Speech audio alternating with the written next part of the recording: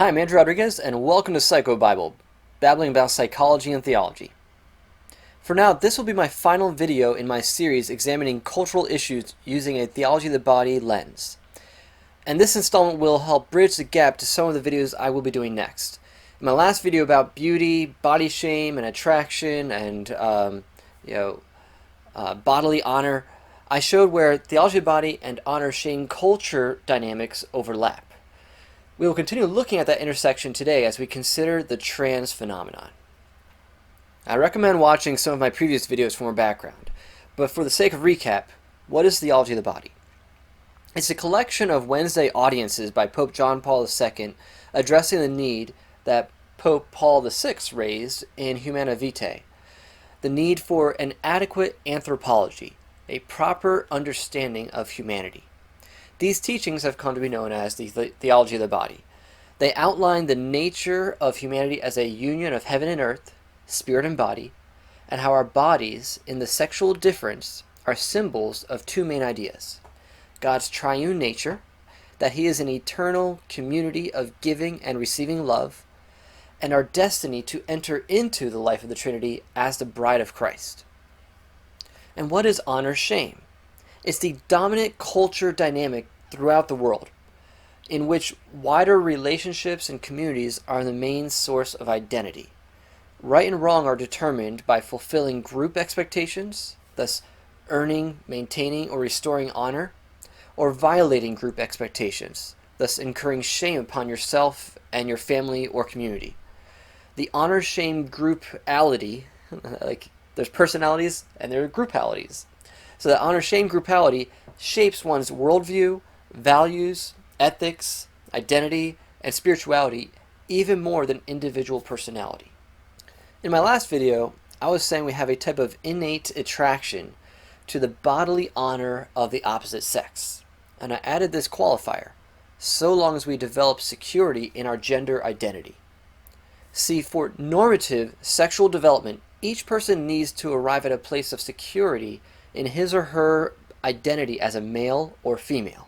This security impacts one's attractions because we're naturally drawn toward that which we believe complements and completes us, and ultimately one's sense of being.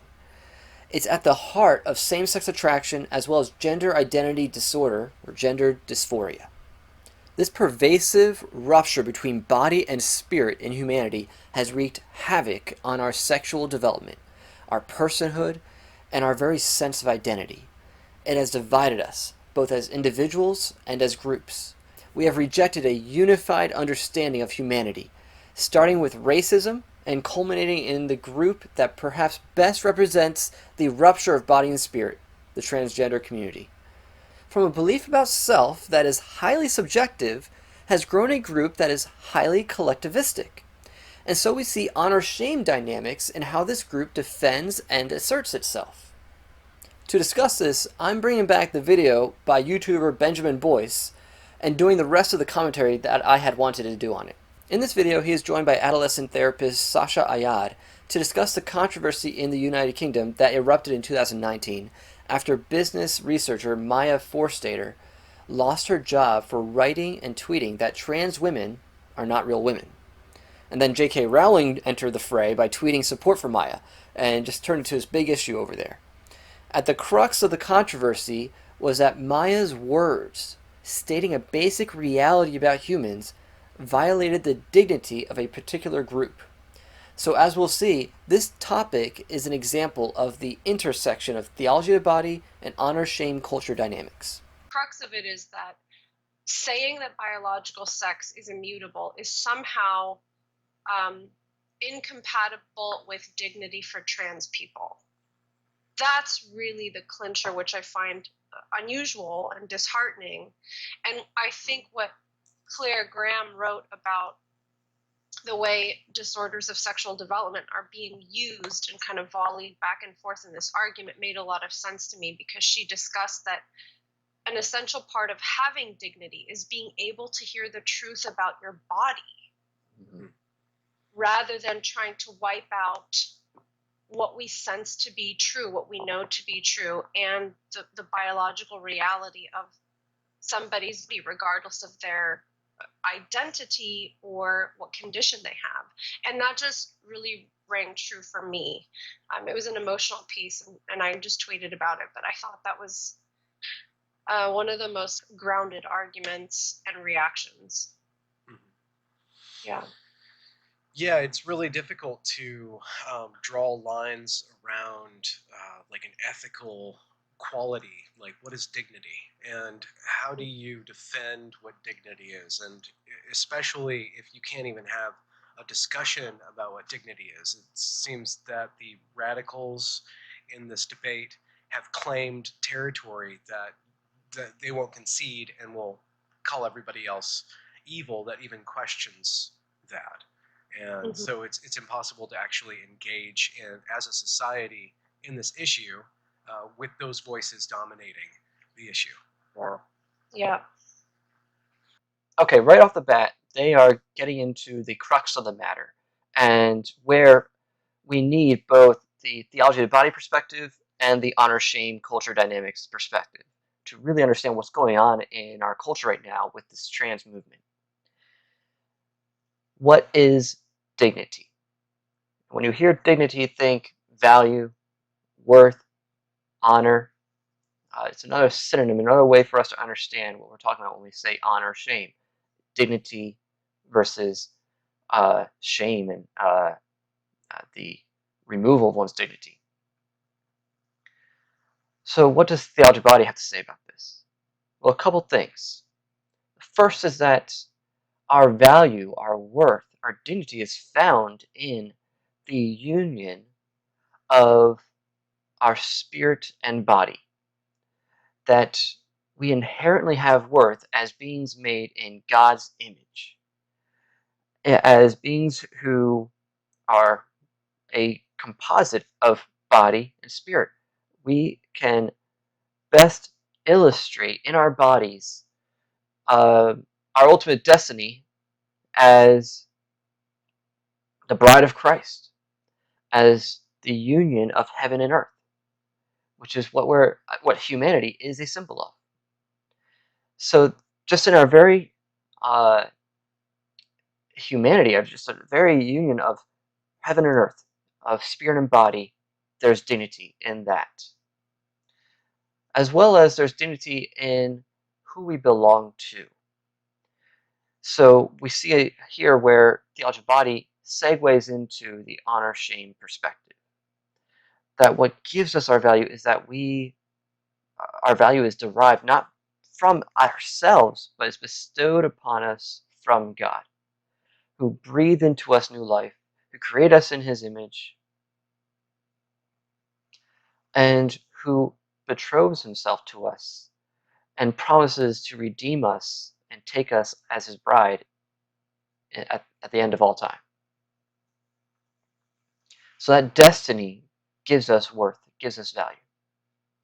Our relationship to him as children of God, and our relationship to him ultimately as the bride of Christ. And then there's the cultural perspective.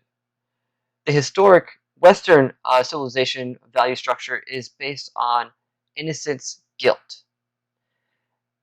And this is based on individualism. That's the individual is sovereign and has dignity and worth no matter what.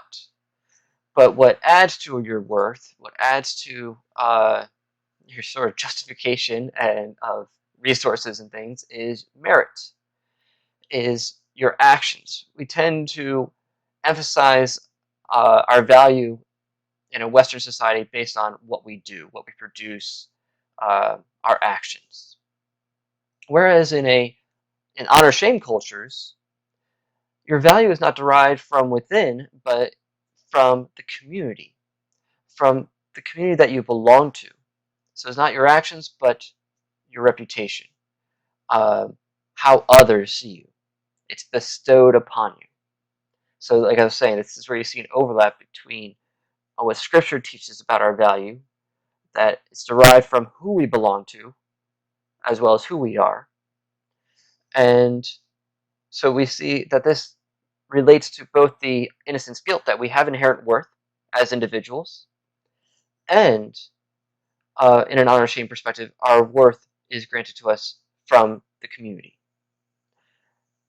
The problem is that without God, that means the only value you're striving for in an honor shame perspective is other humans.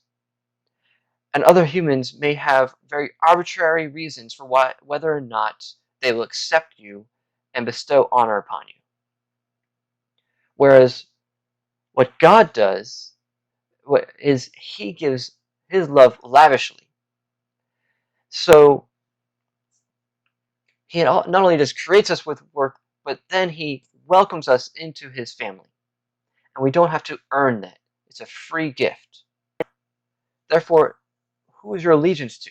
Is it to man? If it's to man, then you're going to find tribes that you can belong to. But if it's to God first, and then the family of God from there, there's a secure foundation because God's love does not change. And his acceptance of you is a gift. It's not something you earn through your actions, and it's not something that you have to be perfect in order to receive. As you tend to see in honor shame cultures, there's very strict standards about what makes someone worthy of honor. So, in a way, though, the reason why he bestows it upon us is because someone did have to be worthy of such honor, and that is Christ, the God-man who came, and he did what none of us could do. He lived the perfect life, and he perfectly pleased his Father. And God takes his righteousness and bestows upon us. He takes his honor and gives it to us. Those who had no honor, he gives it to us. So there's a presentation of the gospel that can align with both the innocent guilt cultures and the honor shame cultures. But when we just leave it to human culture, the human family, to try to receive our honor, then we go into tribes. And this can also bring up the third type of culture that is typically a subculture within honor shame cultures, and that's power fear. You tend to see these more in animistic and tribal cultures, which is what we're seeing. We're seeing a rise in tribalism right now in our society. And in the power fear culture, you derive your value from your ability, your power over spirits, over the enemy. And this sounds very religious, and which is funny, you are seeing a very religious element rise up in this cultural Marxism. But it's also a very Marxist idea in itself, because what is Marxism all about? Power dynamics, the oppressor versus the oppressed, and who has the most value is the one who obtains or takes back the power. So this transgender issue, as well as some of the other issues we're dealing with right now in our culture, is a perfect illustration of all these dynamics at play. And to act as though dignity requires us to modify what we know to be true, I think that is really troubling, because I think part of what dignity means is being able as a human being to stand in the reality of the truth of what somebody has done, who somebody is, how somebody looks, and still be able to have human value. But you have to wipe the slate clean and pretend that a person hasn't done what they've done, or a person isn't who they are, in order to give them human value. That is dehumanizing, I think. I love how she realizes how the rupture from reality is ultimately dehumanizing. And that's so true, because what is at the heart of the transgender mentality is a rupture of body and spirit. And with that, a denial of the reality that your body matters. Your body tells you the story of who you are. And so, with this in mind, let me bring up some things that Christopher West says in the latest edition of Good News About Sex and Marriage when he addresses the transgender topic. He brings up a quote from John Paul II that sexuality concerns the innermost being of the human person, And this means that the body reveals the deepest truth of the person. It is thus, in all its materiality, penetrable and transparent, wrote John Paul II, in such a way as to make it clear who man is and who he ought to be. But what we see with modernism, which brought about a new or a secular version of the Gnostic heresy through Descartes, is that rupture, that alienation from our spirit and our body. I think, therefore I am, plays itself out logically as I think, therefore I am, whatever I think I am. In this view, subjective thoughts are no longer answerable to objective reality. Reality gets reduced to what I think and feel about it.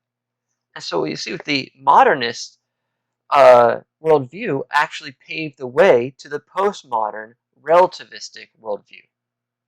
I think there's something a little bit ironic right now, given how much certain movements talk about lived experience, that doesn't seem to actually be congruent with what you might think they mean by that. So when you and I notice what's happening in our work, people are being told that something they intrinsically, intuitively sense and know is true is not allowed to be named. It's not allowed to be even felt. That's some sort of I mean, we talk about thought crimes from the Orwellian perspective, but really we're also talking a violation of an internal knowing that originates from our felt experience. We have 5 senses. And what she's referring to here is with these speech laws and compelled speech and laws requiring that you use people's preferred pronouns and that you have to acknowledge and affirm someone's transgender self-concept, you're requiring people to deny what they know to be true through their senses. If I see someone who clearly meets sufficient criteria of the markers for a male, but this person tells me that he is a female, I'm now required to deny what my senses are telling me are true. And so especially when we're doing this to children, when in a elementary school, we're telling them that as they're just sort of acclimating to reality and to the social world as well, that one of their schoolmates, now that they've always recognized it to be one sex and still looks like that sex, now suddenly have to refer to that child as the opposite sex or something else entirely, non-binary or a gender fluid, gender bipolar, whatever, which one you want to choose. They're now having a crisis of trying to figure out what is real. So it's a very dangerous game we're playing, especially when we're imposing these regulations upon children. And we perceive and are conscious in the world through an embodied awareness. But when you have entities, whether it's a government entity or an activist organization or a school or your employer telling you, you're not allowed to actually recognize what your felt senses know to be true. That's such a disembodied and disingenuous and crazy making command to place on people. And I mean, for that alone, I think it is very important to recognize what is happening. And that shouldn't be a political statement. I mean, whether you are far left or far right, we all have a body and we all experience the world through our body. You tell people your eyes are lying to you, your gut is lying to you, like, no, that's not really what you saw. That's really dangerous. I mean, that's enough to drive a society kind of mad, I think. Mm-hmm. Yeah, it is enough to drive society mad. And we're seeing that. See, it's a result of this alienation of and separation from our bodies and our spirits. And once again, Christopher West gets into this in his book, Good News About Sex and Marriage. Let me go back.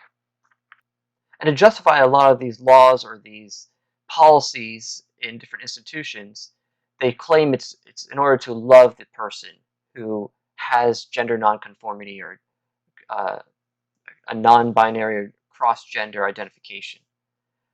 What we see there is attempt to have love without truth. So page 167 of Good News. Truth is the light that gives meaning and value to charity, affirmed Pope Benedict XVI. Without truth, charity degenerates into sentimentality, just feelings. Okay. Love becomes an empty shell to be filled in an arbitrary way. So without truth, your love is not real love. It's just a feeling, and the way it's applied is arbitrary. So this is what we're seeing now happen. When you assert that such people were born this way, it would appear that you mean to say their dissociation from their bodies is somehow to be understood as a given of nature, and that their desire for a different body should therefore be embraced. Dissociation, what is that? That's when we compartmentalize our emotional and cognitive and sensory experiences. So there's a separation, there's an isolation of our different experiences from our senses and from within. So again, what is that? That's the alienation. That's the rupture. However, ever since the dawn of original sin, what we are given at birth is a fallen nature. And part of our fallen nature is indeed the experience of a certain rupture or incongruity of body and soul. Right here, what Christopher West is saying is that as a result of the fall, all humans experience some degree of incongruity between our spirit and our body. But what we're seeing in the transgender movement is the full extrapolation of this incongruity. Or not necessarily full, because this actually became the watershed movement. Once we come to embrace and affirm the transgender mentality, then we literally make a way for further dissociation, not just a separation between what our biological sex tells us about who we are and our identity based on our feelings, but also we could be trans species, we can be transracial, we can be trans age. The dissociation keeps going further and further. But I would say that the gateway into those more bizarre or even more ridiculous trans identities was the transgender, transsexual mentality. So this means that all of us struggle to one degree or another to harmonize the inner and outer realities of our humanity, to live the integral unity of body and soul. But is this lack of harmony a physical problem or a spiritual or psychological one? And what we're seeing is most people who are identifying as trans do not have a biological basis for that identification.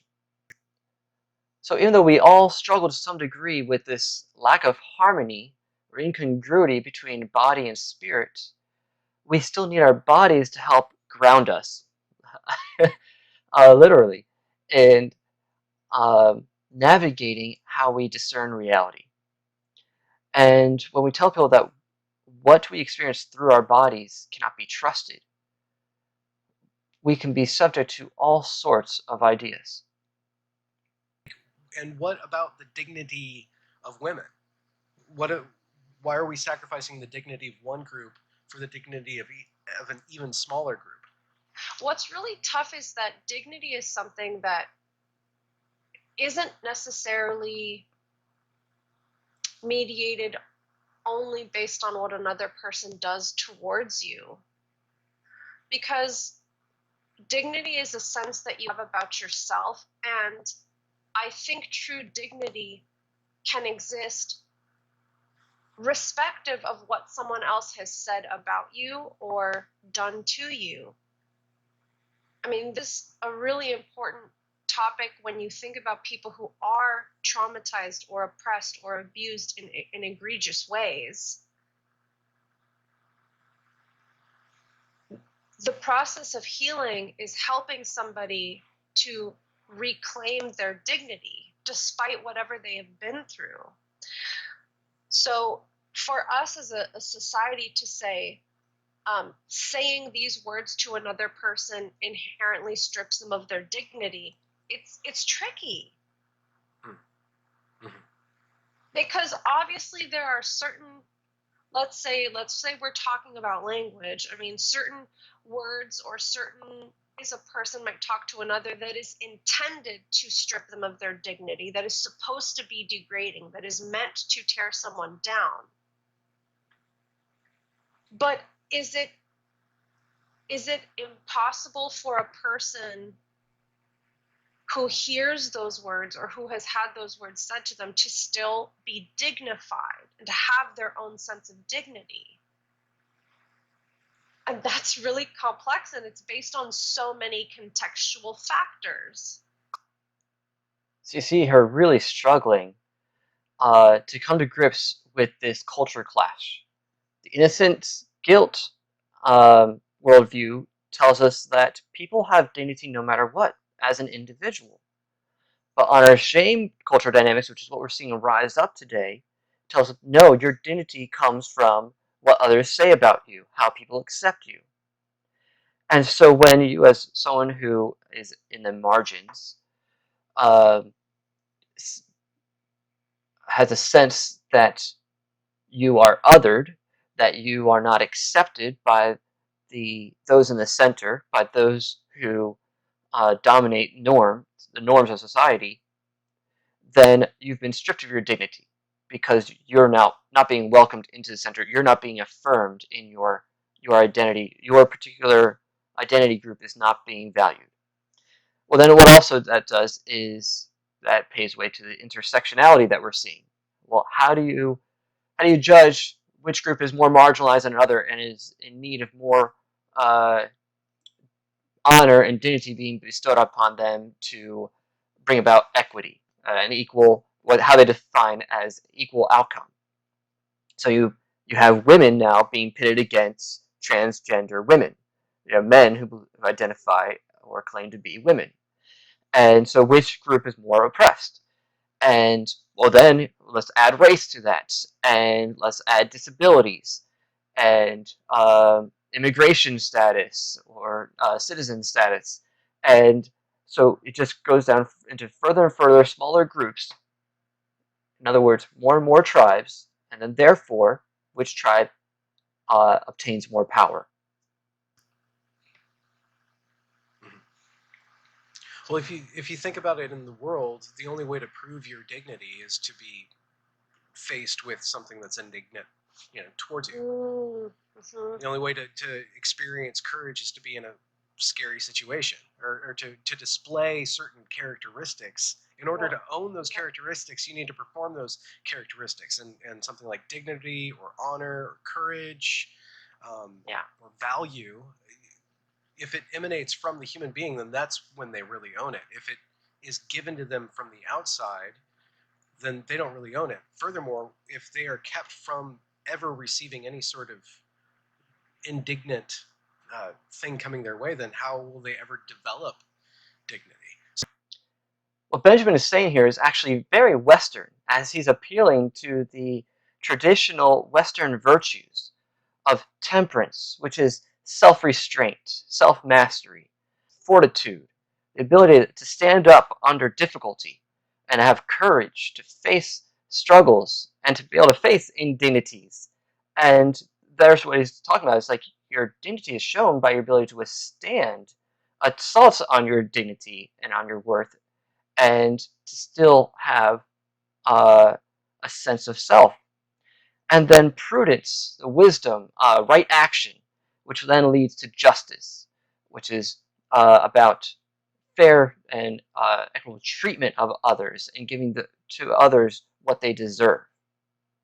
So these are the traditional virtues of Western society, and what we're seeing here is a clash with these virtues, in which the rise of this cultural Marxism is saying that no, if my identity is attacked, then I have no way to stand up under it.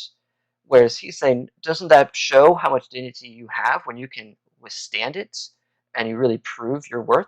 So it almost goes down to a conception of what is a human being underneath that law or underneath that judgment that I don't Yeah. fully understand what the judge is trying to say, but I think that there's a conception of the human being with regards to fairness or equality, where people deserve something from society. He's exactly right. It really comes down to what makes a human, what gives them their worth, and what gives them their identity.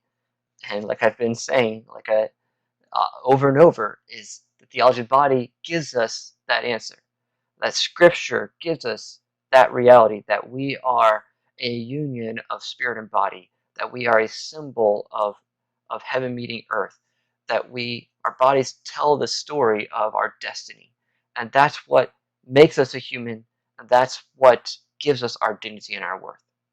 And the laws are meant to reinforce these basic truths, but now we're seeing these laws that are reinforcing falsehoods. When somebody has been done wrong, let's say, part of what they have to do in order to grow from the experience is oftentimes get a little bit of psychological distance from that experience, be able to recognize what happened and understand with their mind what happened, and then be able to recognize that they are not inherently defined by that experience.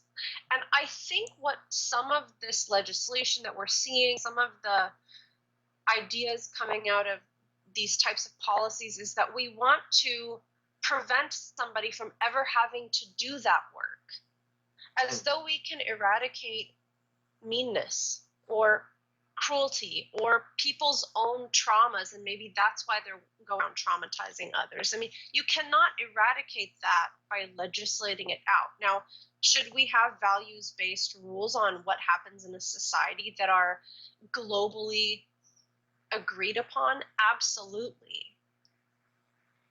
But to try and legislate out human conflict, or even just our own personal way of being, our own personal reactions to things, our disposition, it's not something we can do.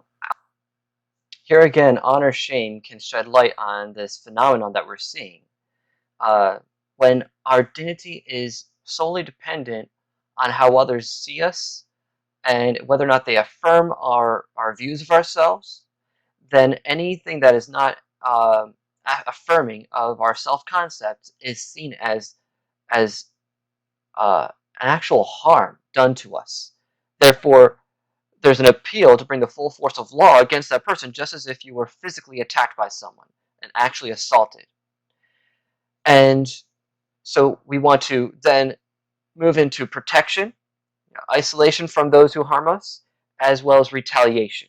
And this is what you see often in honor shame cultures, where to rectify an offense, there isn't just an apology and restitution. No, there is a revenge required. There, you must get them back somehow.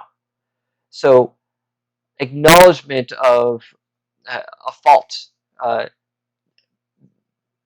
dealing with the guilt of what someone did, is not sufficient in honor shame context, because it's not that you did something wrong, it's that you are someone wrong, that you are problematic, you're deplorable, you're all these ways that we dehumanize another person becomes how we now view the person who offended us. That you are what's the latest ist? You're a racist, you're a sexist, you're a homophobic, or heterosexist, you're transphobic. So we have all these isms and phobias that we're coming up with to demean, dehumanize those that we believe are attacking us and removing our dignity. And it's really an attempt at self-protection. And to preserve our own honor and dignity, we have to attack the other. So that's what we're seeing at play. It's almost like at a society-wide scale, a family feud erupting. You're seeing it in the riots, where now they're saying that their rioting and looting is justified because it's their way of reparations. So let's forego the legal system. Let's instead of moving on, we're going to hold these grudges from the past and continually attack those who have wronged us historically. It's not going to end with some sort of speech laws or being polite to others. It's going to continue to escalate. If we focus on the fact that all human beings have inherent dignity and value, I think you'll see less people lashing out at somebody else. I mean, the more we try to shame and blame and label people for being whatever kind of sexist or phobic or whatever, though I think that's true, there is absolutely transphobia and sexism. But if all we're doing is trying to call out people and use those types of labels, that the rage that they feel from being accused is going to go somewhere, and it's not likely to a good place. I mean, I don't know many people who have transformed from being an actual hateful bigot into like a loving, compassionate, thoughtful person because they were called a bunch of names. I think if anything, people who are already on the side of being kind of sensitive and not wanting to harm others and wanting to be really conscientious about their behavior, they're the ones who are being really pushed into a self-flagellation and an incredible sense of guilt about any thought that they have, any kind of intuition that they have, any reaction that they have.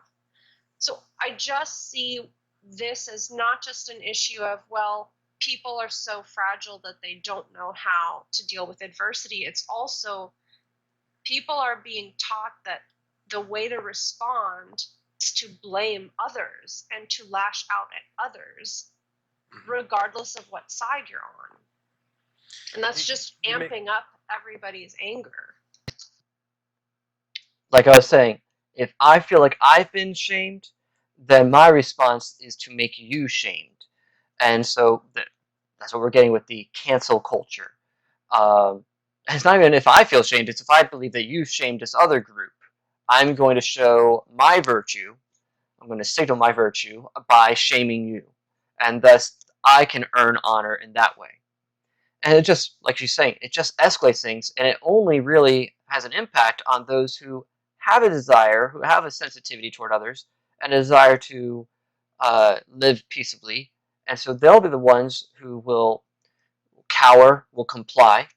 But those who are already less agreeable, it will only make them dig in their heels, or they'll retreat and go into their echo chambers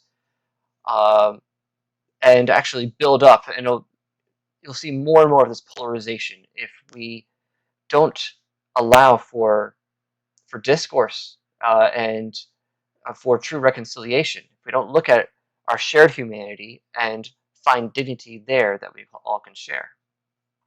If once you start to deny your sex, what's to say you're gonna not disregard your breathing?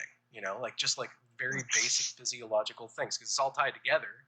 So, and breathing is one of the principal ways to calm down. You know, but like you can't trust that either. You know, like where does it stop? Where does that disassociation stop? Yeah. Well, it could be this never-ending, just spiral of disassociation or dissociation. Like I've been saying.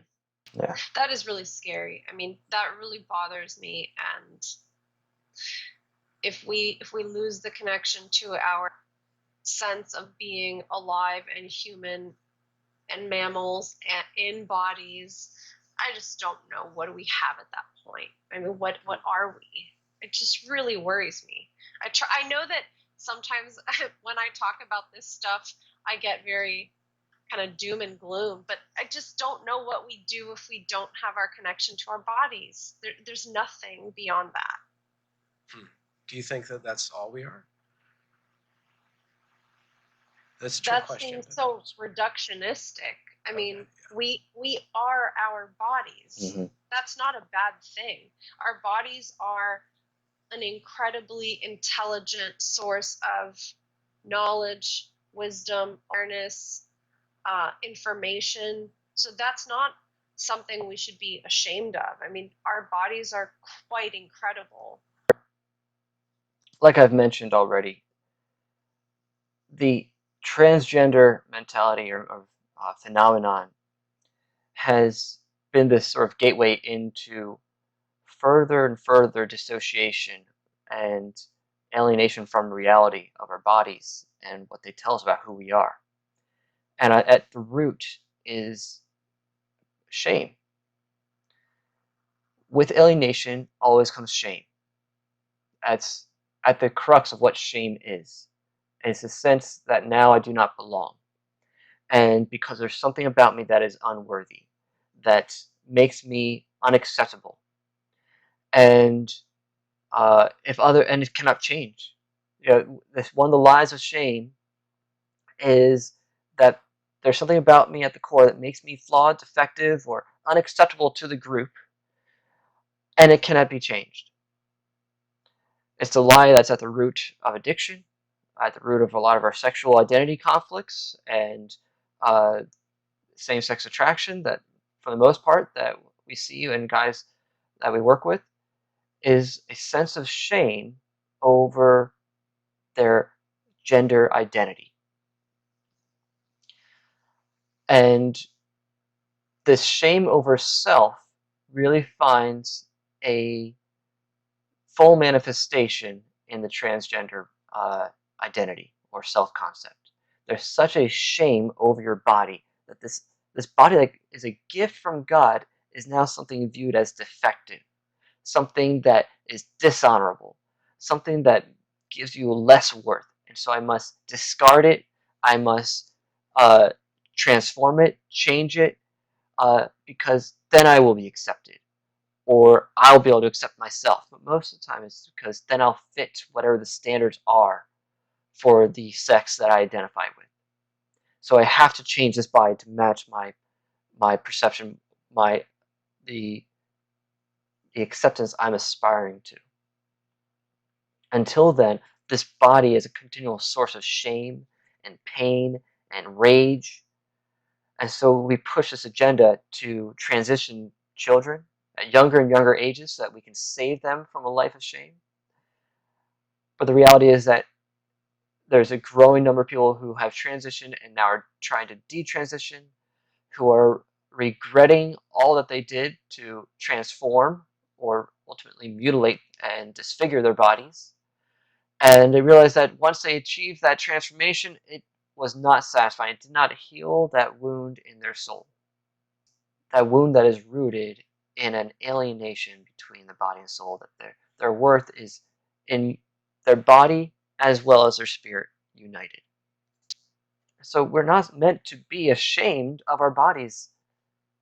Your body is a great source of your dignity. It's your body that is such a powerful symbol of your imago Dei. You're being made in the image of your Creator, the God of the universe. He stamped his image on your body. There is great worth and dignity in your body.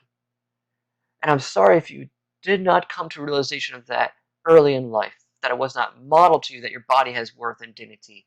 If you were perhaps abused, mistreated, if you were shamed for your basic gender traits, or for your existence, so that you developed this shame over just your very identity and sense of who you are. The worth of your body and your own identity was not properly communicated to you. And I grieve for you, and I hope you will come to recognize the roots to those shame experiences, if that is how you struggle. As we've gone further and further into a denial of the reality of gender, that gender is the manner by which you generate new life. And we've become more and more alienated from this reality and what the purpose of our genitals is, then we lose our very meaning of our identity. Once a culture starts draining sexual activity of its meaning, it is only a matter of time before it starts draining sexual identity of its meaning too. The two stand or fall together, as Christopher West says, in Good News About Sex and Marriage. Now, let's give the devil his due here. There's a reason why there's such an alienation between our sense of our gender and our actual gender, our biological sex. And it's because for so long we've propped up stereotypes of what it means to be a man, what it means to be a woman. There's certainly a degree to which our stereotypes are socially constructed. And our roles, our sex roles, our gender roles, have a lot of arbitrary characteristics or exaggerations. They're not necessarily based on the reality of who we are and what we're called to do and be. So as Christopher West says, in referring to the sexual revolution and the rise of feminism, he says, without a doubt, a correction of socially constructed gender roles that exaggerated the sexual difference and almost always favored men was sorely needed. But in the process, it seems we have forgotten that there are two roles, one belonging only to men and the other only to women, that are in no way fabricated by society. They are ordained by God, given in nature, and they just so happen to be absolutely indispensable for the survival of the human race. Fathering and mothering a child through the generative act, which is made possible precisely by the fact that we are gendered creatures. In correcting the wrongs of history and some legitimate wrongs of what we want to call the patriarchy, has led to a denial of reality, and it's led to this sexual and gender crisis that we are in. But I also am very careful not to call our own body reactions hate. Mm-hmm. You know, that's what is happening with transphobia. I don't know if you saw. What she was referring to here is how as soon as someone has a gut reaction, maybe disgust, maybe a sense that something is off, when they see someone who is not expressing themselves according to their actual sex or gender, we're so quick to label that person as transphobic, and that any disagreement they have with the transgender presentation is hateful. And she's cautioned against that impulse we have, that compulsion to quickly label any dissenters as hateful. Well, let me say in general, there's a lot of talk about the sexualization of children, right? And that kids should be comfortable talking about different gender identities and sexual identities very young. And the reality is, when a parent has a visceral reaction to that, or a child has a visceral reaction to, you know, her peer coming into school the next day wearing a dress and saying he's a girl, those are reactions that we have to honor. We can't say, you shouldn't say that, that's transphobic. That's so unfair, because we all have reactions. It is okay to say, you know, you can feel how you want to feel, but let's treat everybody with dignity, or let's treat everybody kindly. But it's not okay to say you're not supposed to think that, or you're not supposed to feel that, or, you know, those are really not helpful ways that we should be relating to our own intuitions, or our own reflexes, our own reactions. A fundamental truth that comes out in what she was saying there is we do not have to compromise truth in order to affirm someone's dignity, to acknowledge their value and their honor. We shouldn't have to come to a place of denial of reality to do that. So what are we called to do? What is the gospel? It takes those who have no honor and removes their shame and gives them honor. That is what God does through Christ. Through his sacrifice, he becomes shame for us.